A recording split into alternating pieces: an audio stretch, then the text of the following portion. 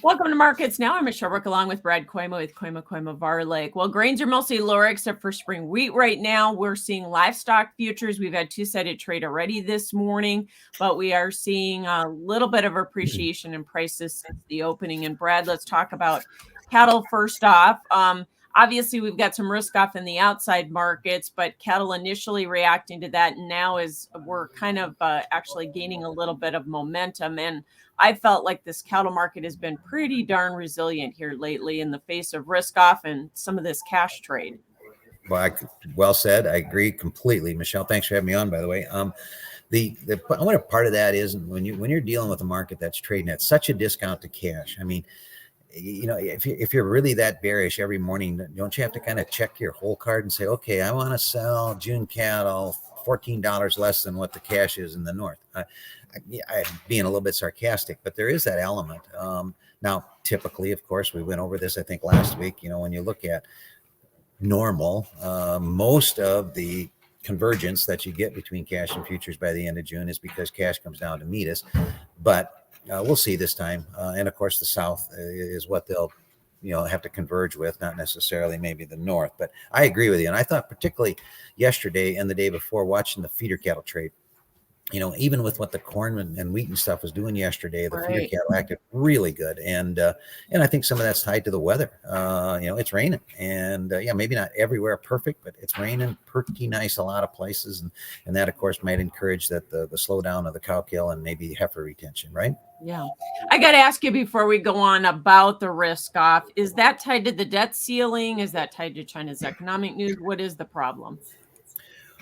I think initially it's the debt ceiling chatter and the inability in Washington to seemingly do the right thing.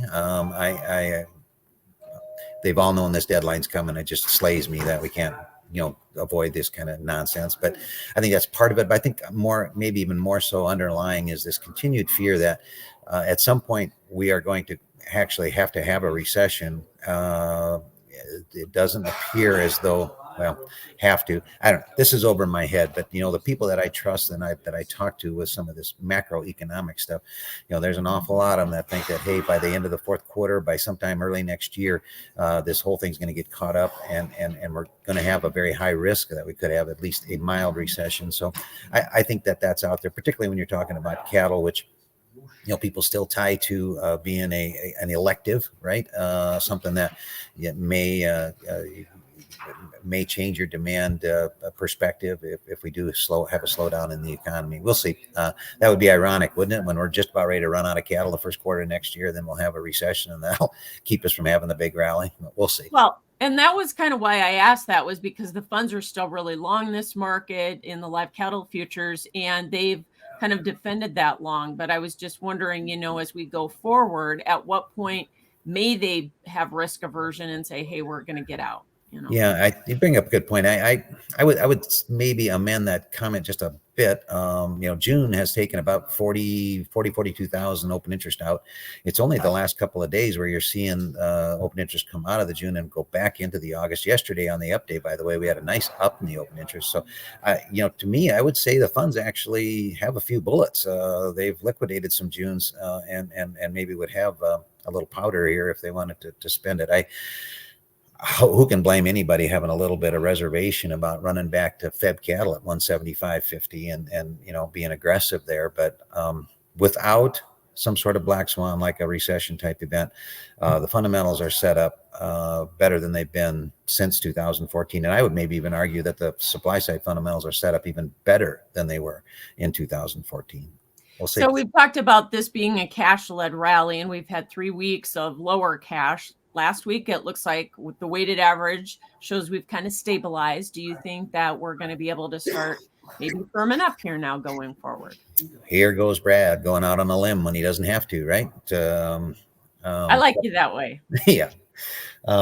Okay. So, if you're in the market and if you have manure on your boots, for instance, okay, I'll just use myself as an example because I feed cattle, whether people like that or not. So calves are a little harder to sell this time of year. They don't yield or grade quite as well as the old croppers. Bid 175 on Wednesday and Thursday. And then my brother, who's a cattle salesman, sold them for me to a major for 177 on Friday. and they are going to be slaughtered tomorrow. So, is the cash steady? Is it lower? I'd call the cash firmer. I'd call it better than what I was getting bid in the middle of the week. And to me, I think that the supply here in the north is very tight. Show list very small. I'm going to have a little problem with quality offered because this is mostly a calf deal, and they're going to be selective. So now what the South does at 170 is where they traded last week. Some indications from the guys I talked down there, they sound like they may, actually maybe have a little bit of resolve and see once if they turn down bids less than 170. I mean, you got a box beef at 302. There's margin here. If they would just, be a little more courageous, I think we could maybe do something with it. But yeah, they don't trade a lot of cattle down there, as we all know. And do we hold together going into the cattle on feed report on Friday? Well, I'm going to say yes, because I think you're going to look at this pattern of less placements, less cattle. And to me, the slaughtered level is fine. You're not going to get a big marketing number when you got 3 or 4% less cattle on feed. It just is what it is. That's all the cattle that we have to offer.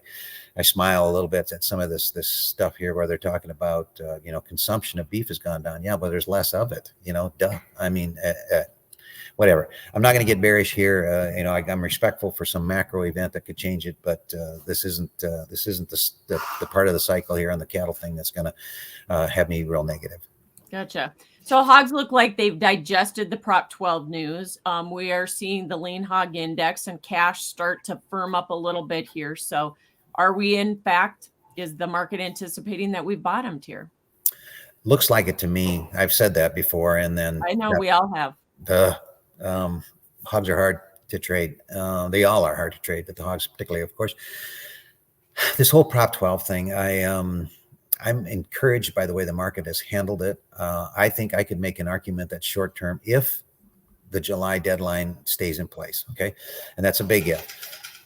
Why would you not hoard pork then before the July 1 deadline? If you were Fresno, California, Walmart, right? I mean, why wouldn't you make sure you'd stock up as the industry works through how you're going to regulate whether or not this particular pork qualified, or not? Okay, so then you're going to have to work through a period here where if the industry is, I guess there's some people in place that do raise hogs that way. Good for them. I would also submit that long term, to me, it's supply side bullish because productivity will go down. If you have to farrow hogs in a 24 square foot pen, there's going to be the litter size is going to be a lot less than it is today because sows lay on pigs. That's what it is. That's the way we did it when I was a kid.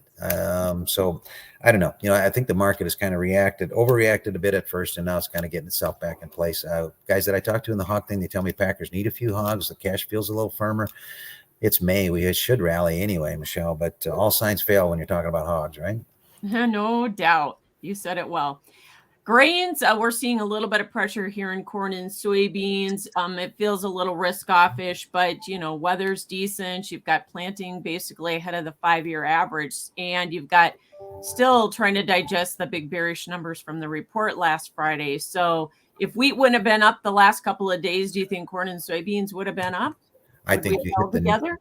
I think you are spot on. As long as wheat's 30 higher, corn can rally. I mean, it's kind of like being a bit sarcastic, but I think you said it well.